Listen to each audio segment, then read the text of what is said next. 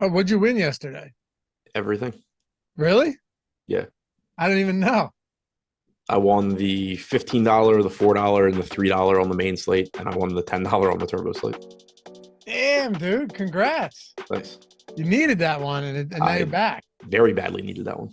Now you're back. So how much? What'd you clear? Like 113. Woo! Man, you gotta be feeling good today. Is that why you woke up this morning all refreshed and DMing at like 7:30 in the morning? I didn't wake up refreshed at all because I ended up not going to sleep again until like 3. Congrats, though, man. That's awesome. Thanks. What's going on, everybody? Welcome to the Stokastic.com MLB Strategy Show presented by Prize Picks. Dave Loughran at Lafayette_D, along with Adam Scherer at Ship My Money DFS. I'm just finding out now that he had a monster win yesterday. Well, many of them. Very happy to see that. Maybe you'll be in the Hall of Fame, dude. Get a free month of Stokastic Plus Platinum. I need it. Yeah, well, not anymore, you don't. That's great stuff, though. Happy to have you guys with us. So here's what we're doing. We got 10 games. There's more on this slate, but they're not all included in like bigger slates, specifically the afternoon games and the 6 p.m. games. So there's a 5-game early slate. I think it starts around 12:10 Eastern, runs through the 2 o'clock Cincinnati game. And then we're going to hit the main slate, which is another 5-gamer. So we've got split 5-game slates. We'll tackle both of them today. If you're watching this after the early slate locks, feel free to look at the sidebar. You'll see where we have the main slate. You can just fast forward to that, however you want to play it. Hopefully that's easy enough for you to get everything you need for this slate. But hey, hit that thumbs up, subscribe to the channel, leave a comment down below if you're listening or watching after the fact. All that stuff goes a long way for us. And also, everything we have available in podcast form. Apple Podcasts, Spotify, wherever it is that you get your podcast, we're there. So if you've been listening or if you're thinking about listening there, make it easier. You want to listen with your phone off, you don't have YouTube Premium or something like that, hit it up, subscribe to that channel, leave a review. We appreciate you guys for that in advance. Anyway, 10 games today, Adam. They're split 5 and 5. I mean, at this point, it should be kind of interesting. We have the tools updated. Let me make sure we do. I thought we did. Yeah, it looks like they are. We do, right? Yeah, okay. There are pitchers in the tool that were not in it yesterday. I can't guarantee they're pitching today. No, it's right. It's right. I refreshed like 20 minutes ago and I thought it was right and it wasn't. So we must have just gotten it. But yeah, what do you say we just tackle them one by one, 5 games in 5 games? Should be easy enough. Sounds good. And as a quick aside, the early slate starts at 12:05, not 1:05 for anybody that might end up being thrown off by that. Okay. I said 12:10, but yeah. Oh, I didn't hear what you said. I was just saying it because I keep forgetting. Gotcha. Yeah, it's weird because I think there's 3 afternoon games, like 3 and 4 o'clock. So instead of them excluding the 12s and doing the 1s, 2s, 3s, and 4s like they do a lot of the time, they've just cut out the afternoon games and added the 12 o'clock games. So yeah, makes sense. But yeah, good call because that could be confusing for sure. Jordan, make sure to like right when this is over, get that up and we'll throw it out on Twitter too for anybody that's watching there. But anyway, let's tackle this. Glad you guys we're almost at 50 likes already. That is incredible. So maybe everybody's shouting out Adam for the win. We got a super chat from Red Skittles. 20. Why? Dude, I mean, appreciate you hanging out every day. Why are you super chatting this guy over here? No, for real, the $20 super chat. Congrats. Buy some White Claws to celebrate. You're gonna have to buy something better than that. Yeah, I mean, I think we all know who the real winners from this are. Yes. They don't know it yet, but yeah, it starts with S and ends with trippers. Yeah, we all know. Yeah. This is why when you do go through a rough spell in DFS, you're like, shit, what am I going to do? If you just stop spending it there, this will hold you over for quite a bit. Oh yeah. I mean, whenever I go through a downswing, like, and last year was a really bad year for me as far as just like absolutely stupid spending. And so now I'm going through the swing and I'm just like, you spent so much money on the dumbest shit. Right. That like you can't take with you anywhere. It's just gone. Right. Gone. Like one night of fun. And then 1 year passes and you're like, 30K would be nice right now. Yeah. It wasn't even over the course. It wasn't really even the course of the year. It was a 2-month stretch where it was Vegas and a friend's birthday within like 2 months. And yeah, I'd like to have that money back. Yeah, you guys spent like 10,000 on a poolside cabana or something ridiculous. Yeah, we did that. We spent 6 or 7 on a table at a club that we didn't end up going to. Dude, I mean, frivolous. Yeah, it wasn't. I had a great joke I was going to make, and you think it's funny, but I can't. I refuse to do it. That not many things I say on show that I'm cognizant of could get me in trouble, but this one would definitely get me in trouble. So I will DM it to you. All right, but congrats again, dude. Love to see it. I know it was much needed. Let's talk a little early slate here. We'll start it off with Colorado and Washington. So first things first, looking at this early slate, just from a pitcher perspective, I'm not really sure how many of these guys that we're going to be spending a ton of time on. There's only 5 games, so obviously there's going to be some spots that we get to, but looking at Peter Lambert and Jake Irvin, it's 2 bad offenses, one of which doesn't really strike out much, but also 2 guys that aren't going to be, racking up strikeouts, haven't been particularly great. Sure, Lambert's away from Coors Field, and then Jake Irvin on the other side, and he's been fine, but there just isn't a ton of strikeout upside here. Maybe some of that comes to the surface now that you're facing this Colorado team, but what do you make of 2 really, really cheap pitchers on this slate? Is there anything about that salary that you go, you know what, I'll get a little bit of them?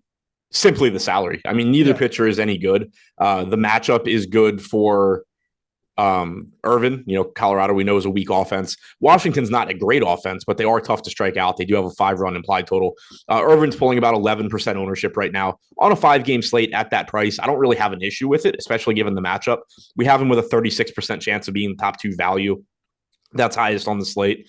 14% chance of being a top 2 scorer is third lowest, but 12% ownership is fine. You could certainly make the case. Like, there's 2 other pitchers in that range, Lambert on the other side of this game and Alec Marsh. They're both 1% owned. If you wanted to try and, just be different from Irvin, if you're paying down, like, obviously you can do that, but Irvin's pretty clearly the preferred option in that group.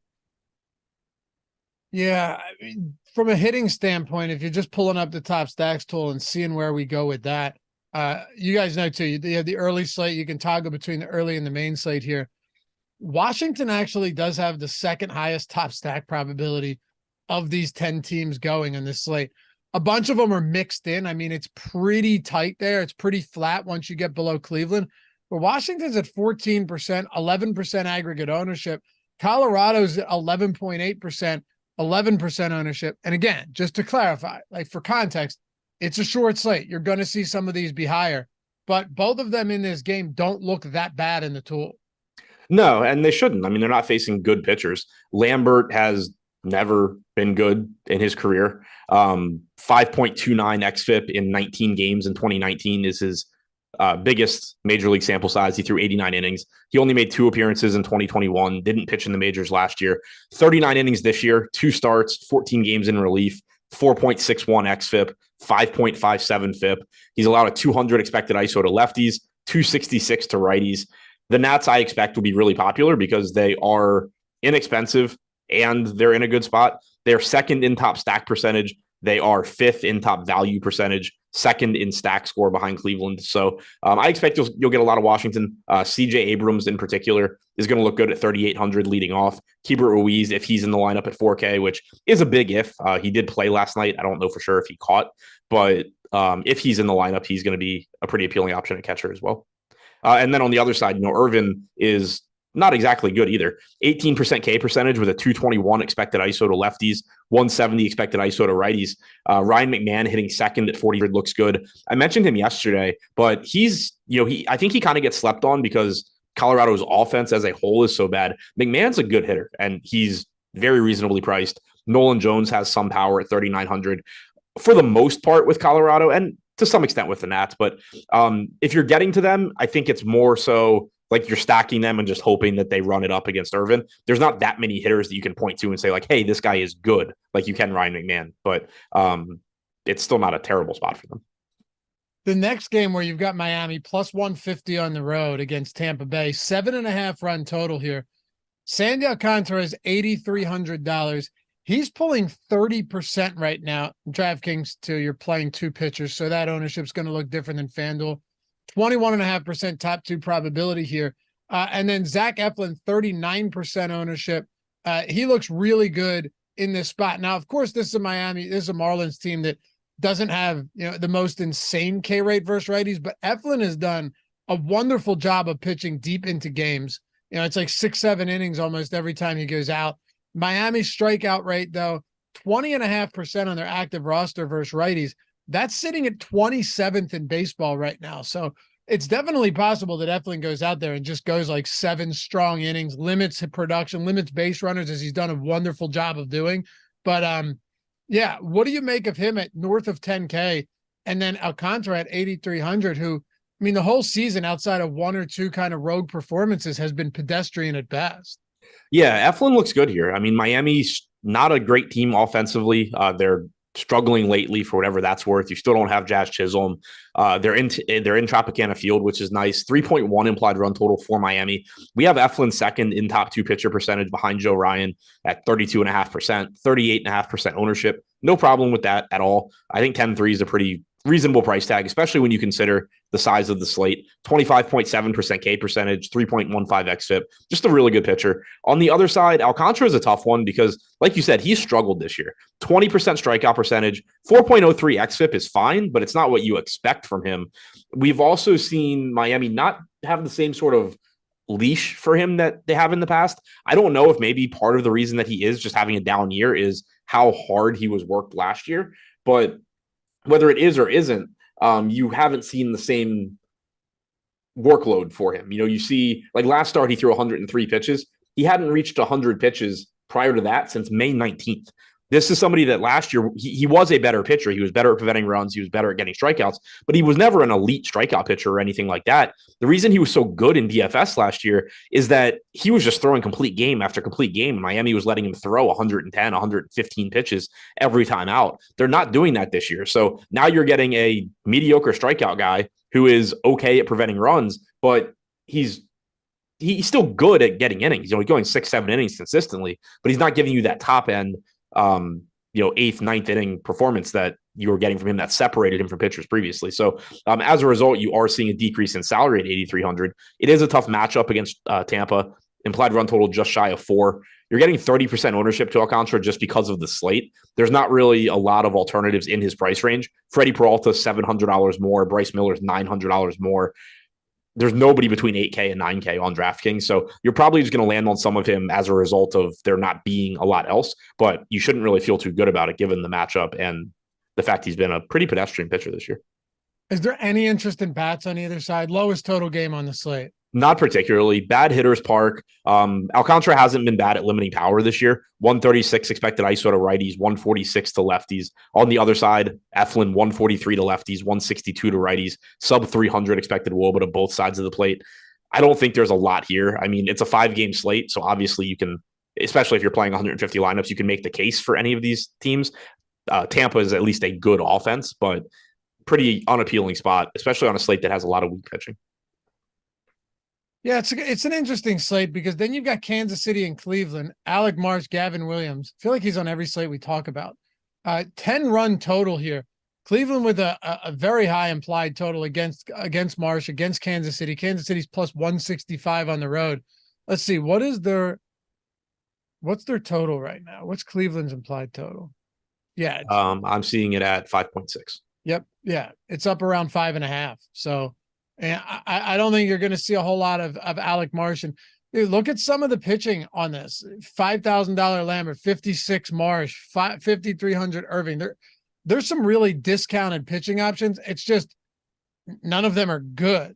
But do we look to Gavin Williams at 6,500 though? I mean, that to me is interesting. He's young. He's only made a handful of starts at the major league level. It is a high total, and Kansas City does have a total north of 4.5. But I mean, if you're going to a cheap pitcher, he's clearly the best option, right? I think Gavin Williams looks very good. Yeah. It's a good matchup against KC. It's a talented pitcher. What he is at the major league level right now, who knows? He projects to be fine, over the course of the rest of the season. He doesn't project to be, elite or anything, but he's a top 100 prospect overall. He's risen in the rankings over the last month or two.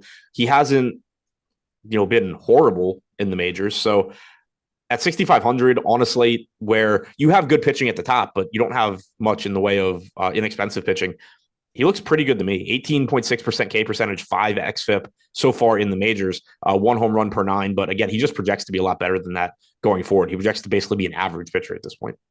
Yeah. It's just like, if you're going to go down in price, pay a little bit extra for the 65 in a really good matchup over those 5K guys, it feels.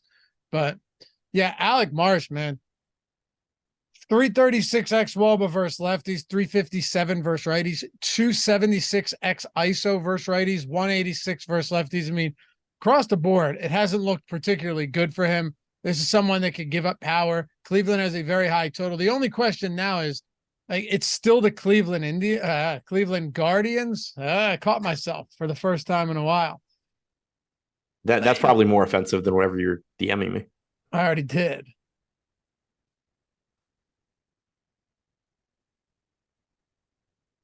That's actually, I think, why I am how I am. Oh, we'll get into that later. But top stack percentage 19, almost 20% for Cleveland. They're not negatively leveraged here, but it is still Cleveland. Like, from a game theory perspective, how do you play this today on a 5-gamer? Yeah, I mean, it's a good spot for Cleveland. One thing to keep in mind with Marsh, he has struggled in the majors, no doubt about it, but he's only made 4 starts. he doesn't project to be that bad. I mean, he projects to be bad, but the bat has like a 5.45 FIP on him. Everything else is like 4.7 to 5 on Fangraphs, which again, it's bad, but not 7.96 bad, which is what he has been so far.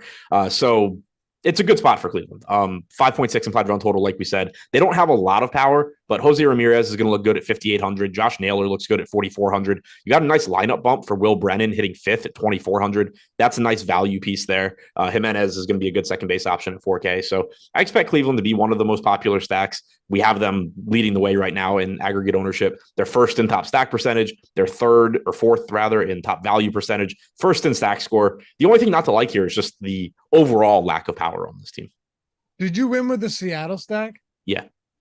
That's funny, man, because you had mentioned it and Josh had mentioned it. You mentioned it. We talked on the strategy show yesterday that you're like, hey, I think both pitching options are good here, but so are the hitting options. And you said that about a similar pitching matchup the day before when it was what, Kenta Maeda and I forget who else it was, but yeah, I've been saying it for a week that they were too cheap. Right. But just in the sense that you were like, no, you were saying something's going to break here. It's either going to be that pitching is what you need in this game or hitting is what you need in this game. Like one way or another, there's going to be something good because there's bats with a lot of power, but also a lot of strikeouts and two good pitchers. It ended up playing out exactly how you said it.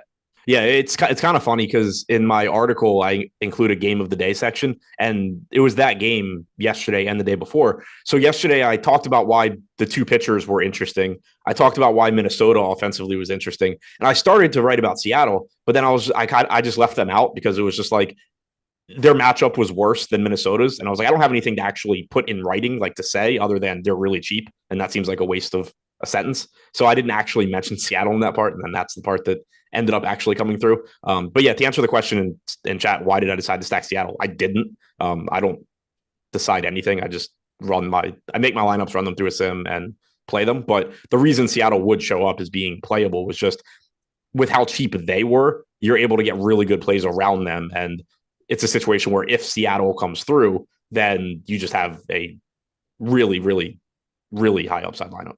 Absolutely. So then, are there any Kansas City bats worth looking at today?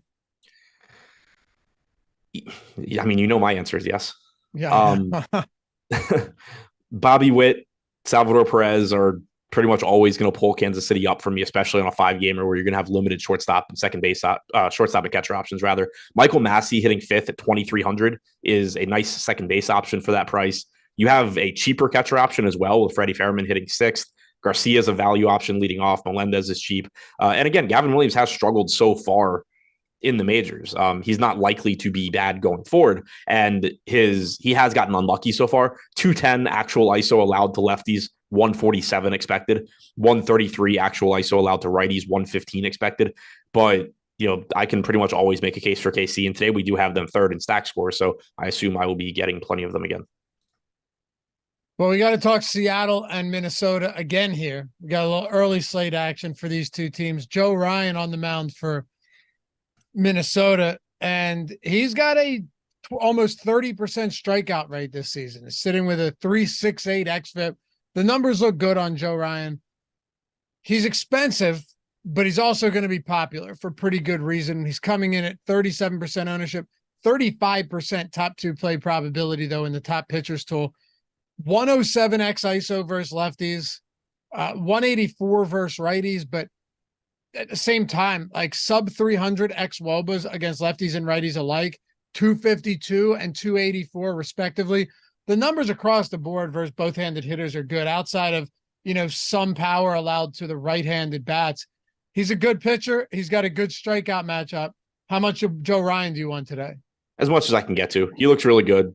Second highest strikeout percentage in baseball against right-handed pitching on Seattle's active roster. Joe Ryan's a good strikeout pitcher. 29.4% K percentage is the highest on this slate. 3.68 xFIP, doesn't walk a lot of guys. The only real concern is, you know, you mentioned he does give up some power, particularly to righties.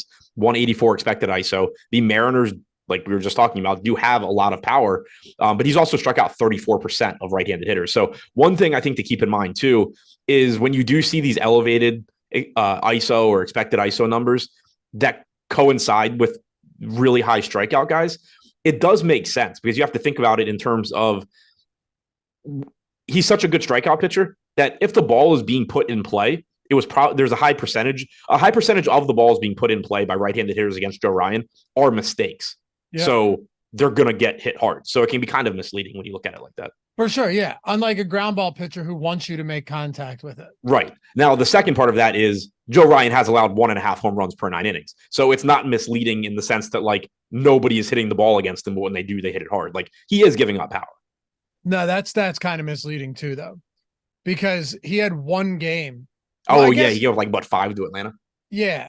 No, you know what it is? Recently, he's been allowing more power. Now that I look at it, 2-1, 2-1, and 5.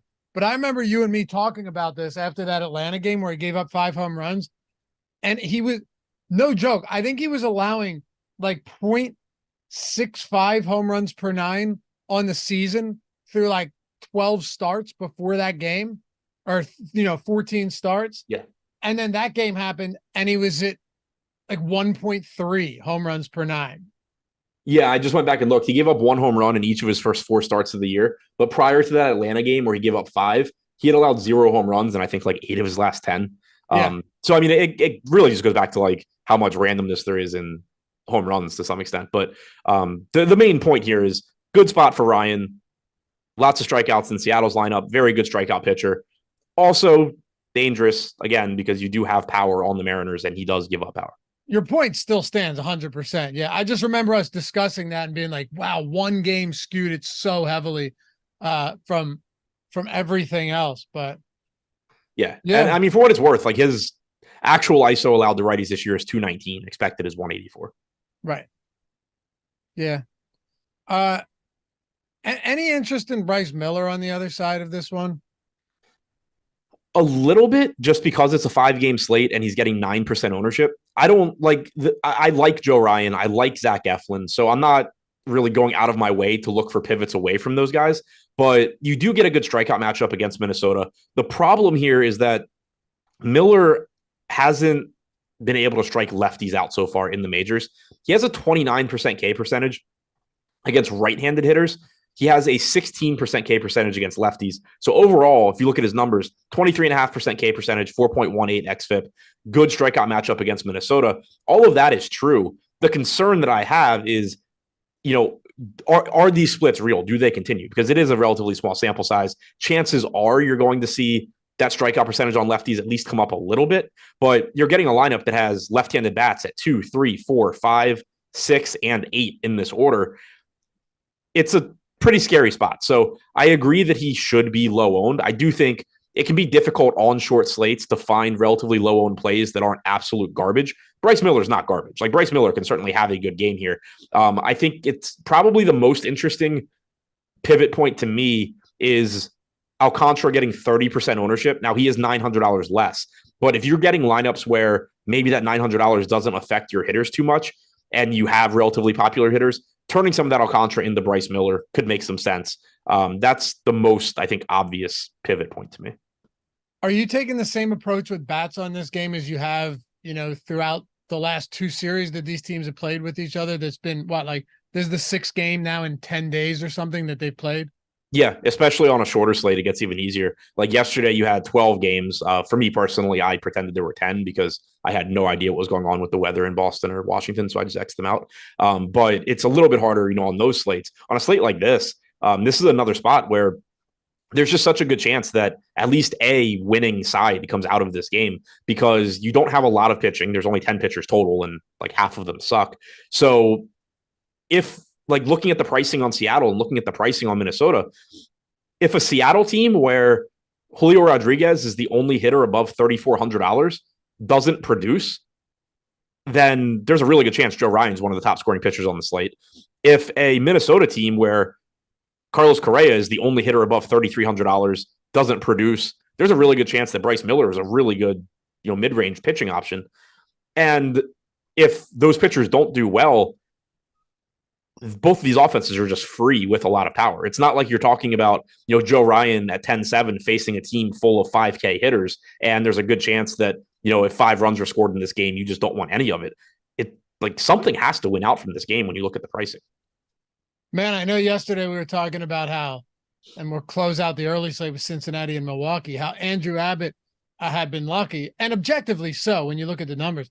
But another insane start for him, dude. Just super efficient, deep into the game, a lot of strikeouts. It's not slowing down at all. For Crazy. who? For Andrew Abbott. I'm saying we were talking yeah. about how lucky it'd been because we're getting to the Cincy Milwaukee game. Just wanted to recap for a second. Just another stellar game again. Yeah, he was in my winning lineup, so I appreciated it. But how much did you have of him?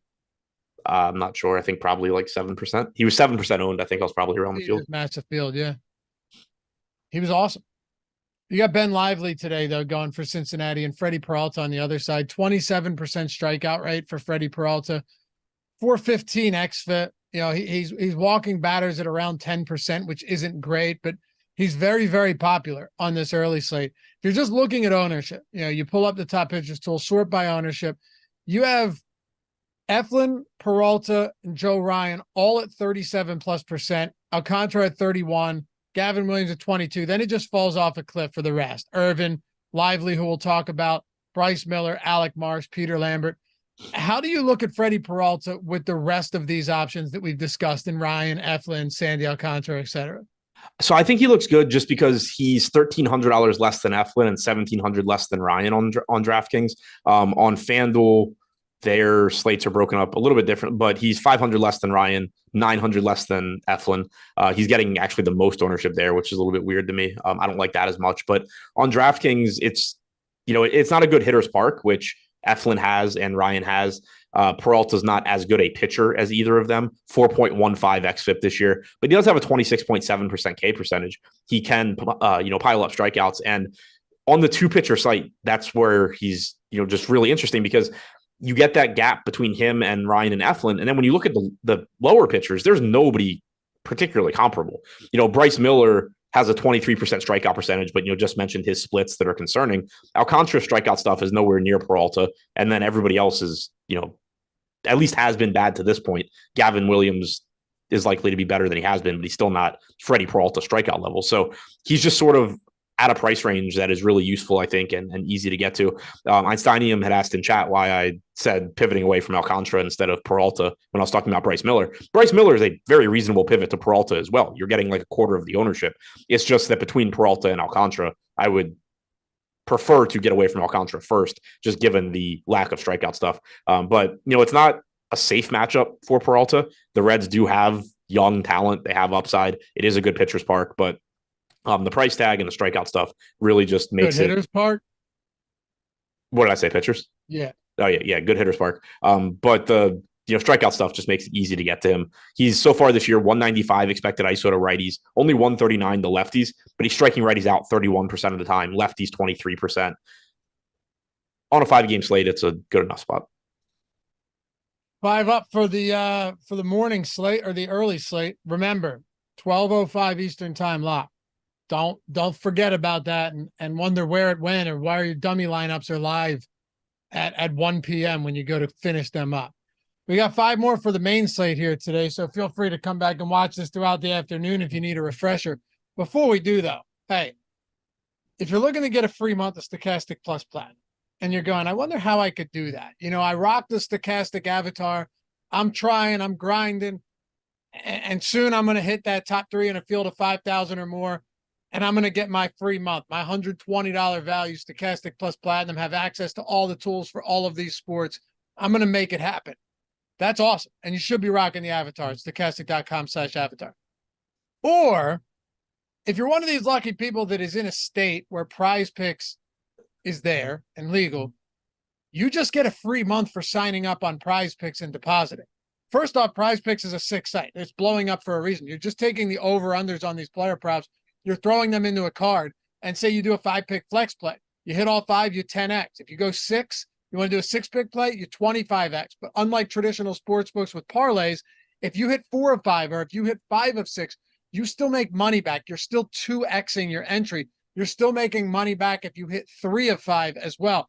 So there's really nice cushion there to build your bankroll. And then when you have a huge day and you have a huge hit, boom, there you go. And you just keep rolling. So Prize Picks is awesome. Ton of sports. They already got NFL stuff up already. baseball, so many other sports they have stats in there and props that traditional sports books don't have. You should have seen what they had for the NBA finals. It was ridiculous. But it's really cool. And you're getting a free month of all of our tools, including both the MLB and PGA lineup generator, including the premium Discord, top stacks, top pitchers tool, ownership, top batters tool. And that's just for baseball, but you're talking PGA, NASCAR, MMA. And the great thing, you don't really need to know these sports. Like, you don't need to know them. If you have the tools are there for a reason. They're tools so that you don't have to be subjective in your thinking and biased in your thinking. Go try playing some of these sports, just leaning on the tools and see what happens. I bet you'll have more success if you started tinkering with them and swapping guys in and out because you think you know more than the rest of the field. And if not, it was entirely free. I think all you have to do is put $10 into Prize Picks. You got to use the link in the description or in chat. Otherwise, we can't find you to give you that free month. But I mean, when you're talking about zero risk to you and a legitimate investment, being able to utilize these tools on a sport and then a platform like DFS that you're already playing, DraftKings, FanDuel, or wherever, why not take advantage of it? Link in the description and in chat. Free month, everything across the board, $120 value. Plus, you get to play at an awesome site like Prize Picks, and they're matching your first match or your first deposit, 100% up to $100. So whatever you put in up to $100, they're doubling that. So free money coming at you on both ends. Parlay that into more money and start swimming in it leading up to NFL season. All right, let's talk about the main slate here. We've got New York Mets, and actually, I'm sorry, we skipped a little bit of Milwaukee and Cincinnati. Were there any other, because you got into that question for Einsteinium, were there any other bats you want to talk about in this game or Ben Lively? I flipped over to the night slate. Not particularly. Good strikeout matchup for Lively. He's 7,100, shouldn't be getting much ownership, getting 9%. Like, he's another one where if you want, like, if you just get to him over Gavin Williams in some lineups, particularly where you're getting more ownership going to bats, that's perfectly fine. But 23% K percentage this year, 4.15 xFIP, 1.8 home runs per 9. As far as splits go, he has, if I remember correctly, pretty drastic splits. 19.5% K percentage to lefties, 240 expected ISO, 27.5% to righties, 141 expected ISO. Christian Yelich looks good from Milwaukee. That's kind of the only good left-handed bat they have. Sal Frelick, they just called up. Doesn't project to have much power, but he is a top 100 hitting prospect, I believe, 3,200. The problem, like, it's not a I wish Milwaukee had good left-handed power. They don't. But, Yelich individually looks good. Even though Lively's been good against righties, you can still certainly get to Contreras and Adames. But overall, kind of a middle-of-the-road stack for Milwaukee and middle-of-the-road pitching option in Lively. All right. Hey, well, Jose Quintana's back. What's he made? Yeah, what? We're good. Okay. I had something going on with my mic. Jose Quintana going for the Mets today as we flip the page over to the main slate, Adam. Up against Carlos Rodon, 2 lefties today at Yankee Stadium, 8.5 run total. Let me flip this over to the main slate as well. And of course, you have Spencer Strider, so you're going to get ownership there. Valdez. Wow, Rodon getting 37% ownership right now in this matchup against the Mets. What do you make of that, man? He's really popular today, and it's not the best matchup or the best park. Granted, it's a little bit better for a lefty arm at Yankee Stadium, but I wouldn't say it's ideal. Are you on board with that heavy ownership? It's pretty scary. He has not been good so far through his first 3 starts back from injury. And, clearly you're never cheap either. Right. Like he's cheap for what saw Carlos Rodon is in his career. But we don't know how long it's going to take for him to get back to that point. So this is a bit different than just being like, oh, he struggled in his last few starts, I'm scared to play him today. He had an injury. He didn't pitch all season long. He's come back and been bad. 5 1/3, 2 earned runs, 69 pitches against the Cubs. Then he pitched in Colorado. He pitched in Anaheim. So that is one thing where, again, why small sample sizes can be concerning or problematic. You're pitching in Angel Stadium, one of the best hitters parks in baseball. You pitched in Coors Field, the best hitters park in baseball. In 2 of the 3 the 2 starts that we're talking about him struggling, that's where he pitched. So, chances are he's still a good pitcher. You've got a 5-game slate, 3.9 implied run total for the Mets, reasonable 9K price tag, 88 and 87 pitches in his last 2 starts. So you're not on, heavy workload restrictions. he's a good play. He's scary because of the ownership and the fact that we don't know exactly what he is at this point. But 37% ownership, 28% chance of being a top 2 scoring pitcher. The other thing is that, again, he's just sort of in this price range mostly by himself. Spencer Strider is a lot more expensive. Framber Valdez is a lot more expensive. In this like 8 to 10K range, all you have is Carlos Rodon, Marcus Stroman, and Brian Bayo against Atlanta. So he's just naturally going to get ownership, and I don't really see a way around it. That doesn't mean I feel good about it. Right. You're right. He is on an island. There's nobody outside of Stroman. Like, I think you can make a very good case that Rodon should not be nearly 4 times as popular as Marcus Stroman. Yeah. But still, that's a very different case than saying, like, you shouldn't be playing Rodon. Is there anything at all we could do with Jose Quintana? And he's 5,700. He's getting about 6% ownership. Yankees just, WRC plus against lefties this year. Correct me if I'm wrong, but maybe it's against righties, but I didn't think it was particularly great. Maybe it was righties. Active roster against lefties since the start of last season is 11th best WRC plus. 11th, yeah. This year they're up. It's righty. I just got it backwards. I think it's righties. Yeah, they're awful against righties. Yeah, it's been a massive struggle against righties this year. Lefties, they've definitely been better. Quintana's made 1 start this season. He's cheap. He's getting 6%, but I don't see much past that. Yeah, he's cheap. That's it. This slate does have, I think, a little bit better pitching than the early slate because you do have Strider and Valdez, not to mention Rodon, and then some other decent arms. So I'm not as inclined to pay down for Quintana as I would be somebody like Irvin on the early slate. He's getting 6% ownership, 10% chance of being a top 2 scoring pitcher. If you need to pay all the way down, fine. I just don't think you need to do it all that much. And I would also if you're paying down too, I would rather go to Hogan Harris for 400 less. What about Yankee bats against Quintana here? And you know what in the same breath, what about Mets bats? What about Mets bats against Rodon? Just knowing that, well, actually not knowing anything, just kind of it being up in the air. It's a complete unknown with what type of pitcher we're going to get with him every 5 days right now until we see it. Yeah, so Yankees are 3rd in stack score. They're in a grouping with Atlanta and Oakland that is, a bit behind the top 2 teams, but they look good. It's a good park for power. Quintana last year didn't give up much power. 126 expected ISO to righties. We don't have any sample this year, but you still have a decent combination of cheap bats. There's plenty of those. There's only 2 hitters above 4K in the Yankees projected lineup.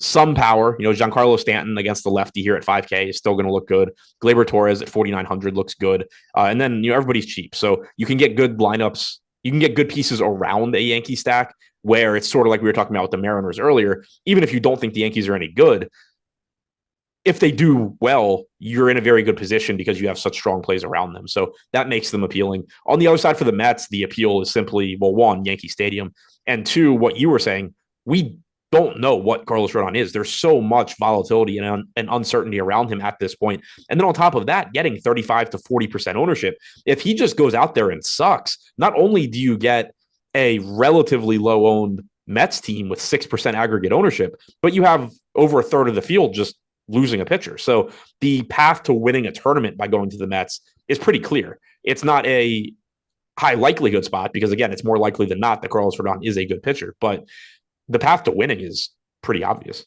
Absolutely. Yeah. Also, one thing that could make the Mets look worse, Francisco Alvarez left yesterday's game early. If he doesn't play today, you're going from having one of the highest upside catchers on the slate to essentially having a non-option. Let's talk about Atlanta and Boston. Braves minus 165 in this one. Brian Bayo on the other side for Boston. Spencer Strider going for Atlanta. 40% strikeout rate on the season is quite good. At times he will allow some power, around 1.25 home runs per 9 allowed, but 2.68 xFIP. I mean, across the board is just arguably the most electric pitcher in baseball. My only question here for you is, and I'm pretty sure I know what your answer is going to be, but I got to ask anyway. 2 things. $12,700. Okay. Massive price point. Still pretty popular though, but 12.7. Also, Boston, bottom 3 strikeout rate on the active roster versus righties.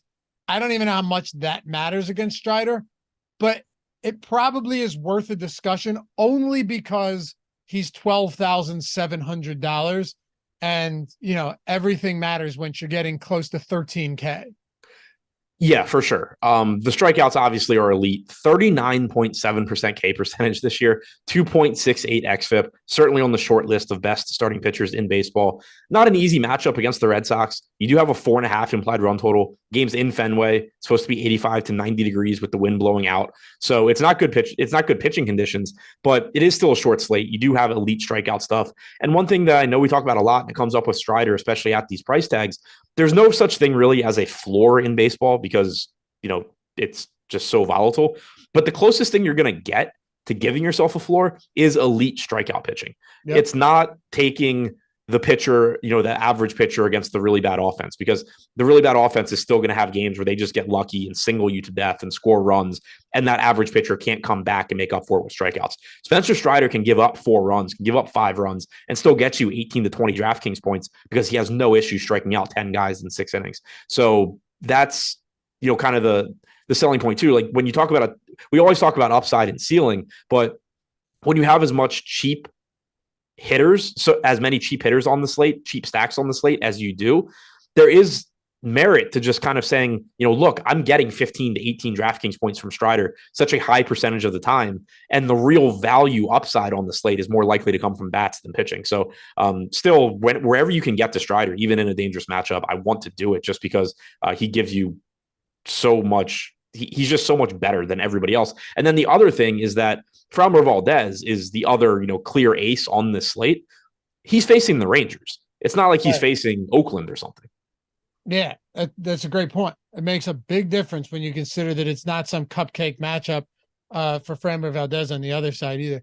Yeah, I just wanted to throw it out there because the only difference there is that one of them is like $2,000 more expensive than the other guy. It's still an astronomical price tag on Strider. Not sure how much it matters, but we can't just gloss over that either. Brian Bayo. Without a doubt. The one reason that I think it obviously matters, but it might not matter as much is just when you look at pricing. We've only talked about the Yankees game so far offensively, but the Yankees are free and have a 4.6 implied run total. The Cubs have a 4.6 implied run total. They are not free, but they have a lot of cheap bats in there against Lynn. 4.4 implied run total for the White Sox outside of Robert. They're really cheap. 5 implied run total for the Giants. They're very cheap pretty much across the board. So there's just enough value bats on this slate that you can get to Strider pretty easily if you want to. Now, obviously, there's also merit to, for example, his offense where the first 5 hitters in the lineup are 6K plus.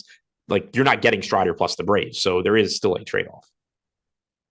I'm about to sneeze here. I'm going to try and hold this in. I don't think it's going to work, but yeah, if you just be prepared. I think it's gone. Wow.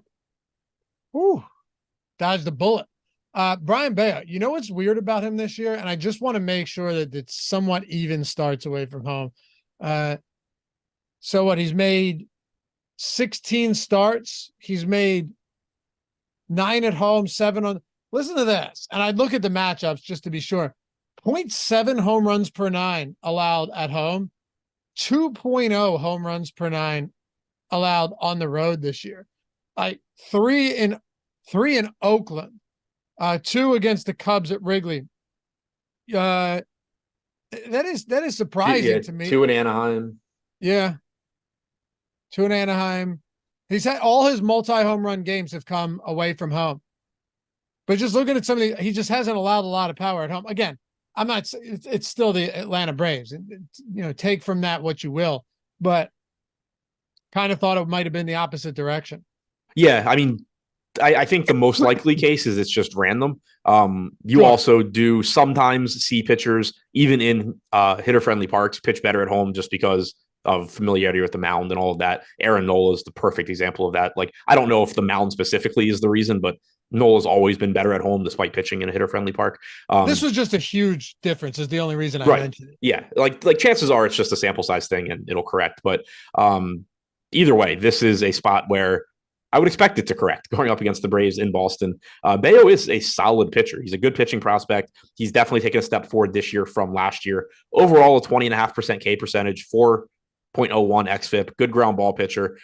Pretty big strikeout splits, 26.4% K percentage to righties with a 286 expected WOBA, 14.4% K percentage to lefties, 335 expected WOBA. Expected ISO to lefties is 51 points higher than to righties. So on the one hand, you could look at this and say, okay, well, Ronald Acuna is right-handed, Austin Riley's right-handed, Sean Murphy's right-handed. Bayo can neutralize those guys, and it makes the Braves lineup weaker.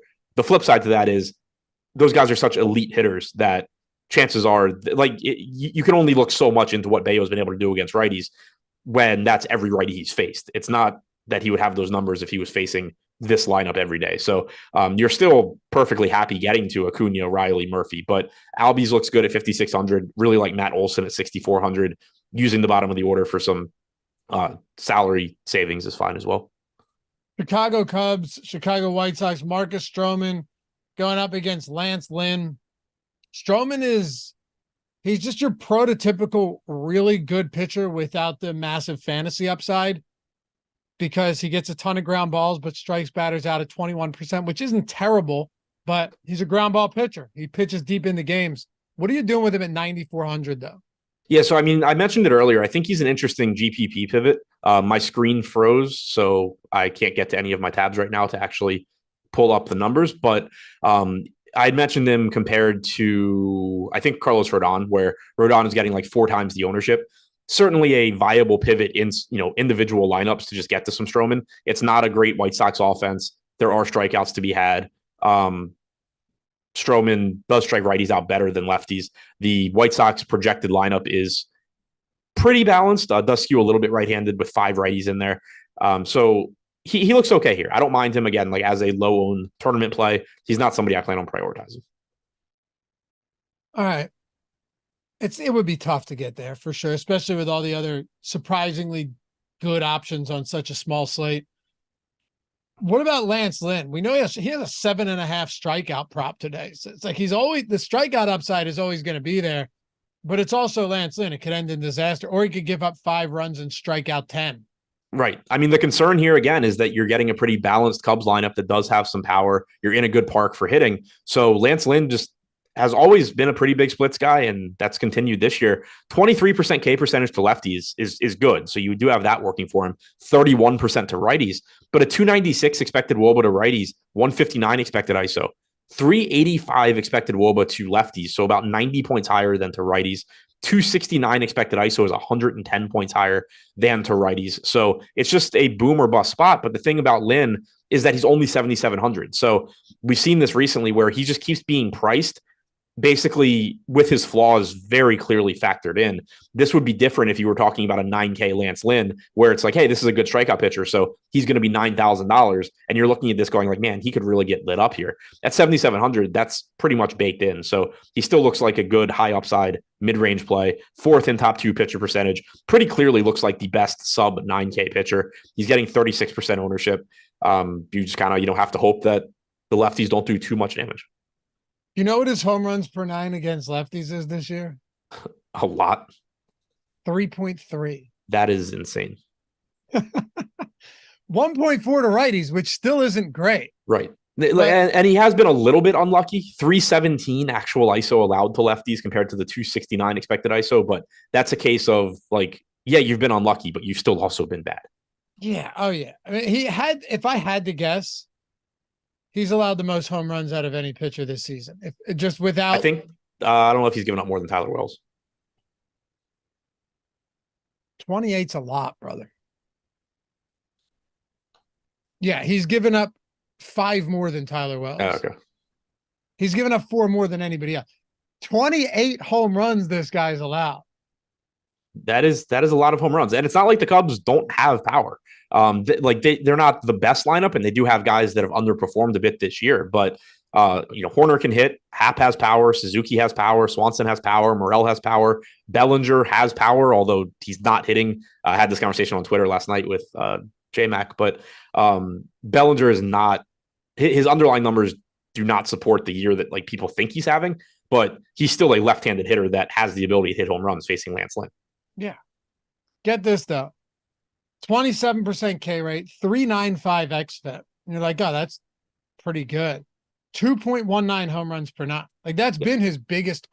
That's been his biggest. Of course, he's walking guys at like 10% or 8% too, which isn't perfect, but it's just straight power. Yes. Fortunately for Lance Lynn, more people are right-handed than left-handed. Yeah, that's true. Unfortunately for Lance Lynn, assuming he faces any lefty, they're going to homer. Right. I wonder, like, if Nico Horner just like flipped around, would he have a better chance? Yeah, I don't know. Probably not. That's got to be very strange. Yeah. He like, unless he's from like, the answer is no, and unless he's familiar with hitting left-handed, he would look like an absolute idiot.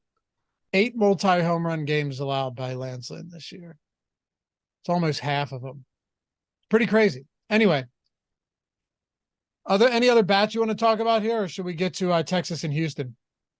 No, not really. All right, I guess to reiterate, the Cubs and the White Sox, this is just one of those where in non-Lynn lineups, I really like the Cubs. In non-Cubs lineups, Lynn's a really good play. The ceiling here for both sides, especially given the salaries, is really, really appealing. Man, we've had monster wins with people using the tools recently. Subscribers with the lineup generator, you going, you know what? The first week is $4.48. I like the idea of saying it's less than $4.50 and going in for a week and saying, let me throw my hat in the ring, see how this tool does. I can select my stack types. I can see how chalky or contrarian every lineup is. I can see the optimal projection for all of them, save the ones I like, discard the ones I don't, upload them to CSV straight on the DraftKings or FanDuel. I can, if I want, although I wouldn't suggest doing this too heavily, lock players in. I can swap players out, all for less than $4.50 a week. And I'm seeing all of these other wins. Let me give it a shot. And then they do. And then we start getting screenshots like from Kennedy Mathis saying, hey, lineup generator already paid for itself. $1,000 win. Another $1,000 win, a $1,500 win. Jordan could throw them on the screen. My point is, though, that when you look at these tools and you consider that it's virtually no risk for the first week, it's less money for the whole week than most of you play in a day. But even if you're playing only a few dollars a day, even if it's in like the quarter arcade or the quarter jukebox or whatever it is, or the nickel, I saw all these lineup simulator or generator and lineup simulator screenshots, and I highlighted them yesterday on the show. Almost every one of them, for 1,000, 1,500, 5,000 for Jake Hari, was in, the mini max or the, dollar contests. So it's not like you got to be playing high stakes to be able to utilize these tools. And it's 50% off for the first week. And if you are someone that's playing more money, like the lineup simulator is just the lineup generator on steroids. It's if you're trying to take it to an entirely different level. Adam and I showcase it at the end of most of our strategy shows. It's going to cost you more, but it's been a massive boon to a lot of people's playing DFS. That's one where you say, all right, I'm going to do it and I'm going to commit and I'm going to use it. But I wouldn't recommend doing that if you're not playing a lot of money. That's why we have the lineup generator. So you might be like, why do they have all these different things? Lineup generator is a phenomenal tool if you're only playing, a certain amount of money each day, or maybe you don't have all the time in the world to build your lineups. Simulator is great for that too. But either way, description, link is in the description and in the chat. Whatever you want, whether it's 50% off all of our tools for a week or a month, every sport, whether it's the lineup simulator, whether it's 50% off the lineup generator. If you want to just get that a la carte, you can for $4.48 a week. Check out some of these tools. And honestly, if you hate them, you were getting a big discount on them anyway.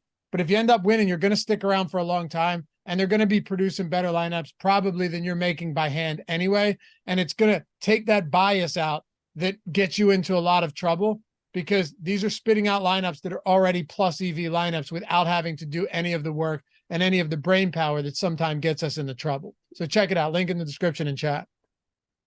Were you going to say something? No, I thought you were going to say something to me. So I was getting ready to answer, but you didn't. Gotcha. Okay. Texas and Houston. Andrew Heaney, Framber Valdez.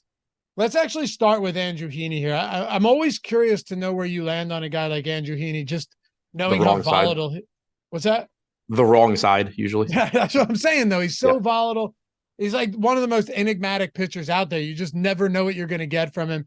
And now he's going up against Houston. But I must ask, he's $6,700. Yeah. So the nice thing, guess is the right word, or right way to phrase it about Heaney this year, is that he's back to being a good but not great strikeout pitcher. So it's nice from it makes the decisions a little bit easier standpoint. 24% K percentage this year. Last year, when he was striking out 33% of guys and then giving up a home run to everybody he didn't strike out, it was really difficult to know what to do with him. Here, at least, he's not striking out the same number of guys, but the salaries come down as well. So still a very reasonable price tag for the amount of strikeout stuff Heaney has. Very modest ownership here at 11% as well. Not an easy matchup against Houston. You do have a top of the order that's relatively difficult to strike out. Bottom of the order will strike out. I'm intrigued by the 11% ownership, especially when you consider, I guess this is the part that's really interesting. Lance Lynn's $1,000 more. He's getting, give or take, 3 times the ownership. Isn't he kind of the same thing as Andrew Heaney? He's a better strikeout pitcher, but he's a better play than Heaney. He's a better strikeout pitcher. He's a better pitcher. All of that, but it's kind of the same thing, right? He's going to get strikeouts and he's going to give up home runs. He is the better pitcher. He also has the better matchup, but 3-to-1 ownership gap on what is essentially 2 boom or bust pitchers. It makes a lot of sense what you're saying. Yeah. I mean, the only question is, how much do you value the better matchup today? Right. And I guess the way I just said, I'm not saying Heaney should be the same ownership as Lynn or anything. I'm saying it more I think Lynn's a better play than Heaney, but whatever reason, whatever concern you have about Andrew Heaney, when you look at him, you're like, oh, I can't play this guy. He gives up too much, XYZ. It applies to Lance Lynn also. 100%. And maybe even more so when it comes to power. So, right. Yeah. Yeah, I mean, Heaney so far this year, and you're going to get a predominantly right-handed Houston lineup, 24% K percentage to righties, 206 expected ISO. I mean, that's power, but it's not some absurd number. It's not Lance Lynn 270 expected ISO. It's not Adam Wainwright 300 and whatever expected ISO to lefties. It's a normal amount of bad. It's not unbelievably bad. Framber Valdez is almost $11,000 facing Texas today. 39% ownership. We currently have him as the highest owned pitcher on this slate, right? So does he not know I'm on a show right now? Sorry, someone was trying to get me into a Slack huddle. On a live show. Whatever. Anyway. Just take the call. We'll wait. I should. No, guys, I'm not. Yeah, go ahead. No, we're good. Texas, though, pretty low K rate against left-handed pitching as well. 21%. That's bottom 10 in the league on the active roster. They have power, 180 ISO, 130 WRC plus for this Texas team.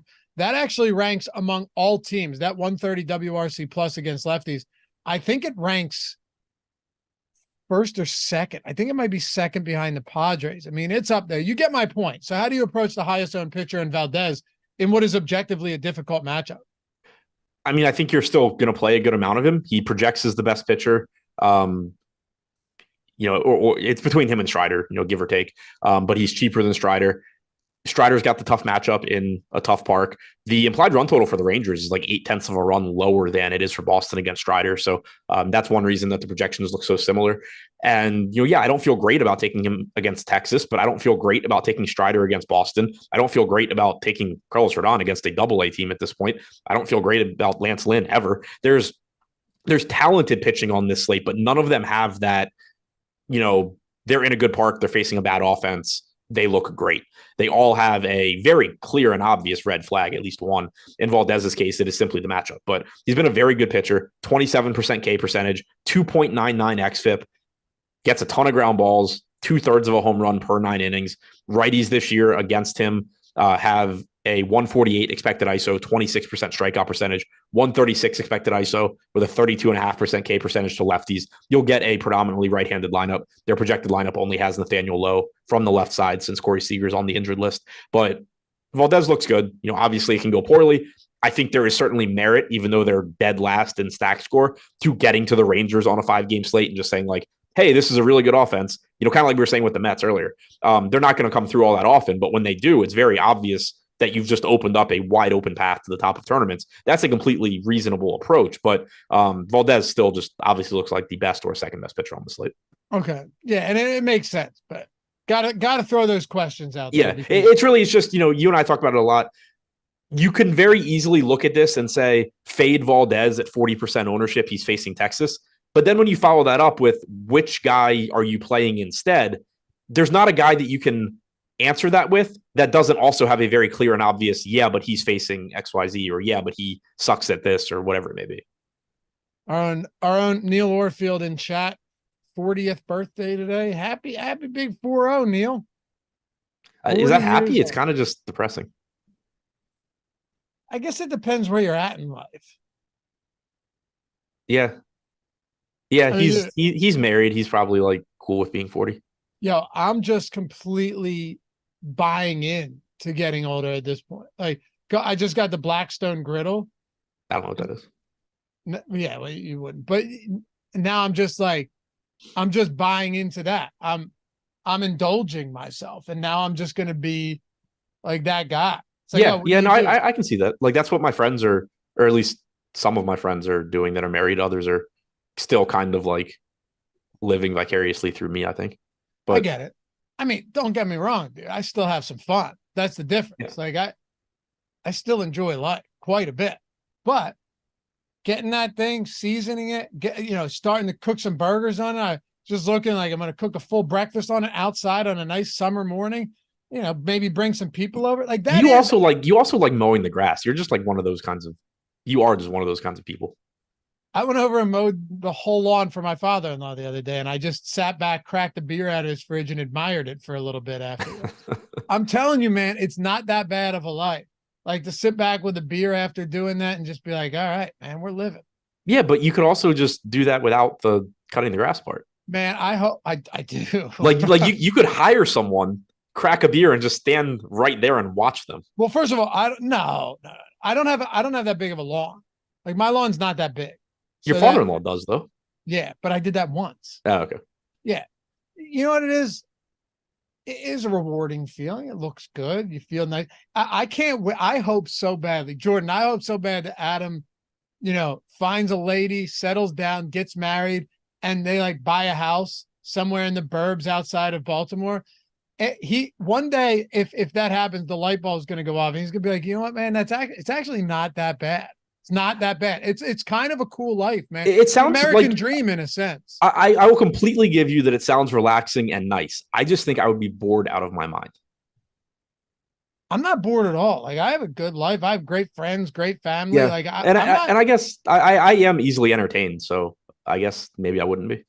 I'm telling you, it's not as boring as you think. Like, it's pretty. Plus, I have the advantage of working from home, so like you get breaks and stuff. It's not a bad life, bro. Not a bad life. Yeah. I also just hate cutting grass.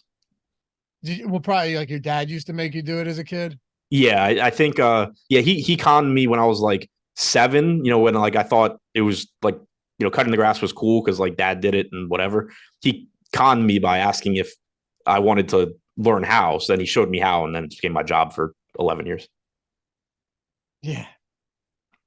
Man, Red Skittle said it's not the beer that gives you that feeling, it's the work. It's both. I mean, you feel good, and then you go. I was laughing about this the other day where people go like, "Oh yeah, I deserve a beer," or "I deserve like." Stop. I was actually watching a video on this channel on YouTube called "The Soft White Underbelly," where he, he's the one that interviewed the Whitakers, which is the most incestual family in the country. And they just run around barking like dogs. They've been inbred for over a century and a half, Adam. It's insane. But then he also interviews like drug addicts and schizophrenics, fascinating stuff. And I have some education in like mental health, and I worked as a drug and alcohol therapist for 6 years. So it's interesting. He's talking to this one meth addict. He's like, I was clean for a couple of years, but I had just built this boat and I felt like I deserved a shot of meth. I'm like, well, how does that? I thought that I deserved to inject methamphetamines into my veins. Like that thought process is wild, right? Yeah, it's like I get it. So like, but the thing that the reason that I don't think it makes sense is if I do, like, for me, obviously it's more drinking than meth. But like if I do something good, like if I work out or if I like do something productive, it's like, oh, like, a beer would sound really nice and I did something good. But then it's like, wait, I'm actually having like a productive day. I did something productive. Like, why? I don't want to drink now. Yeah. I've told you, I look at it the other way. If I'm super productive throughout the day, I'm like, oh, now I can drink. Right. Yeah. To me, it's, I don't know. Normally, if I'm drinking, I just like, it's all, I don't waste my productive days drinking. Jordan, is that you typing from the Stochastic account? Jordan said, yeah, should have done it before he started the boat, would have finished it faster. Yeah, but then he would have taken it apart and tried to do it again. That's the problem. Start fixing shit that isn't broken. Anyway, let's wrap up these games, Texas and Houston. From the bat side, are we interested in bats on either side of this one against against Heaney? I guess we have to be for Houston a little bit, right? Yeah, for sure. I sort of mentioned it. I quickly mentioned it with Texas. There's nobody in particular that looks good against Framber Valdez. Like, you just can't. He's that good of a pitcher. But there is the case of they're getting 5% ownership on a 5-game slate. They're one of the best offenses in baseball. And if they succeed, your payoffs are very good because you're just not competing with that many lineups. But Houston's the side that certainly you can point to and say, hey, this team looks pretty good here. 11% chance to be in the top stack, 11% aggregate ownership. Heaney does give up power, as we mentioned, 206 expected ISO, 2 right-handed hitters, only 120 to lefties, but you're going to get a predominantly right-handed lineup. Kyle Tucker will probably be the only lefty, and you can certainly still go to him, especially if you're stacking Houston. 216 expected ISO against left-handed pitching so far this year, 404 expected WOBA for Tucker. Then you're just getting right-handed bats. Dubon, Pena, Bregman, Abreu, McCormick, Diaz, Jolks, all these guys are solid enough. So Houston does look pretty good. They're relatively expensive, but mostly that's still skewed by Tucker and Bregman being expensive. The rest of the lineup isn't that bad. Wrap it up with Oakland and San Francisco. So we have Hogan Harris on the mound for Oakland. I don't think we have a confirmed starter yet for San Francisco. I can check. We didn't earlier. I know we have Alex Wood in. Yeah, as I assume a bulk reliever. Probably. He's listed as the probable pitcher on DraftKings. I saw that too. Okay, actually, now DraftKings Sportsbook has Alex Wood in as well. Okay, they did as the starter. Yeah. They have him as the starter. They didn't. Yeah, he did start his last 2 games, 3 2/3 against the Pirates, 4 innings against the Nats. The 4 innings against the Nats, he threw 75 pitches, also gave up 5 runs. So probably could throw like 80, 85, something like that. Jordan, Oakland's plus 200 on the money line, 8.5 total. If you want to put it in there, I mean, you don't have to if you don't want. It's at the end of the show. Alex Wood starting for San Francisco. At least that's what the probable is. I think we can get through this one pretty quick. Do you have interest, first of all, in Alex? Assuming he's starting, I know he's had some struggles, but Alex Wood against Oakland, are you interested in getting there at all? Are you interested in getting the Harris? And what are you doing with the bats against Hogan Harris today for San Francisco? Yeah, so I think these are the 2 best sub, 7K pitchers on the slate. Wood, 6K, 5th in top 2 pitcher percentage, getting 12% ownership. Good matchup with Oakland. He hasn't been good this year. He has a track record of being a pretty solid pitcher. It hasn't carried over so far this season. As a starter, 19.5% K percentage, 5.4 xFIP. But it's a good park for limiting power. It's a weak Oakland offense. 205 expected ISO allowed to righties for Wood, 141 to lefties. So, 3.4 implied run total at 6K. Don't mind taking my chances on Wood, especially at only 11% ownership on a slate where pretty much every pitcher has some sort of red flag. Hogan Harris on the other side, just underpriced for a starting pitcher. He projects to be pretty much average. He's in a park that limits power. It's supposed to be like 60 degrees. There are plenty of right-handed bats that can do damage on the Giants, but at 5,300, I don't mind taking some shots at a cheap Harris, and he is getting 18% ownership as well. Oh my God, what kind of question is that? The snow question? Yeah, absolutely snow. Yeah, I mean, even think of it this way: I don't have a big enough lawn to where I need a ride-on mower, but my brother-in-law rips the ride-on mower with with beer in his hand. I have a snowblower. But snowblower is still like you're still constantly moving with a snowblower. Yeah, and also think about what the weather is like when you have to shovel snow. Exactly. Yeah, that's true. Because in the summer around here, if it's really hot, you can still get out there early in the morning or right. at night and mow the lawn. Right.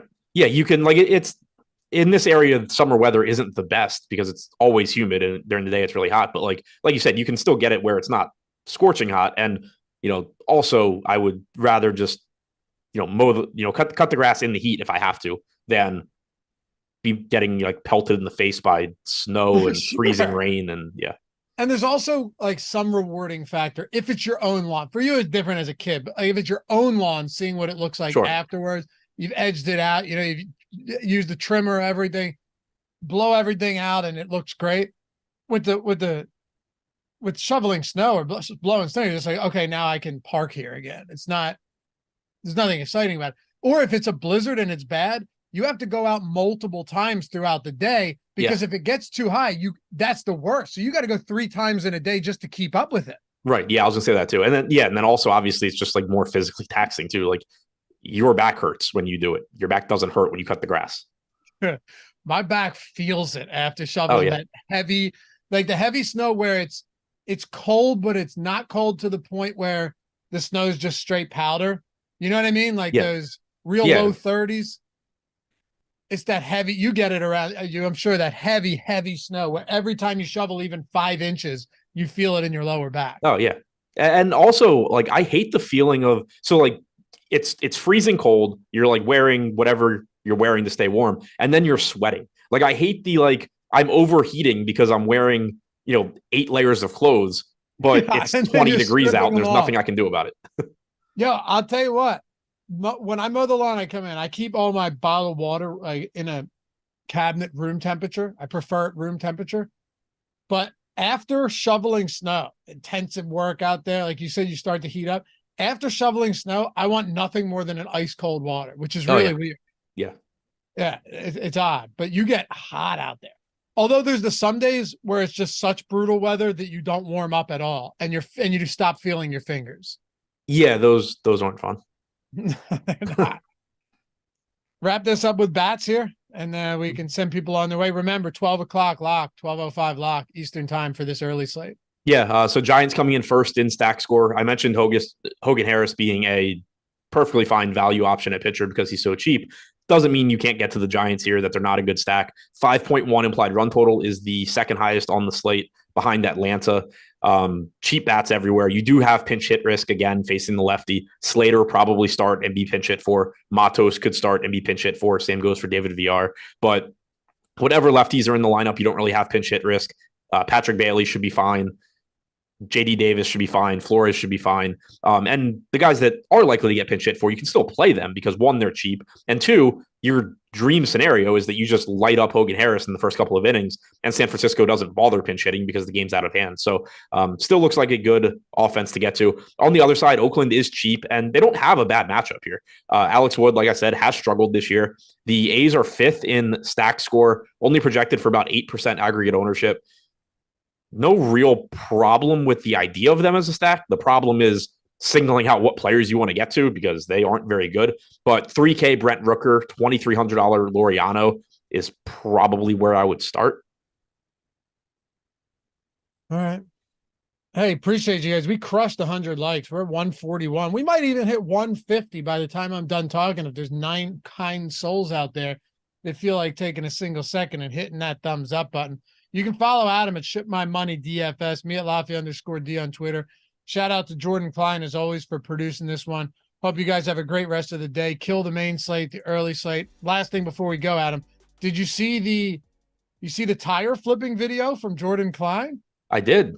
He promised me today a video of Arnold Schwarzenegger being 5'7", but I haven't seen it yet. Oh, is that the gym he was at? Yeah. Okay. Yeah, because I asked, my immediate speculation was that Jordan had just completed one of these strenuous workouts and was having some sort of a stroke when he saw Schwarzenegger, and that's why he was 5'7". He just, vision was blurred and. Yeah. Oh, yeah, exactly. It wasn't even Arnold Schwarzenegger. Right. The janitor. Right. Jordan, I'll tell you, man, I like it though. You were sweating bullets, dude. They're pouring sweat. Yeah, I love it. Getting into it, getting healthy. I'll never forget. I asked Jordan like last year how many steps he gets in a day. And he's like, I get around 1,000. And I mean, That's like walking to the refrigerator twice. I know. We'll see you guys back here tomorrow on the Strategy Show. Have a great rest of the day. I know. The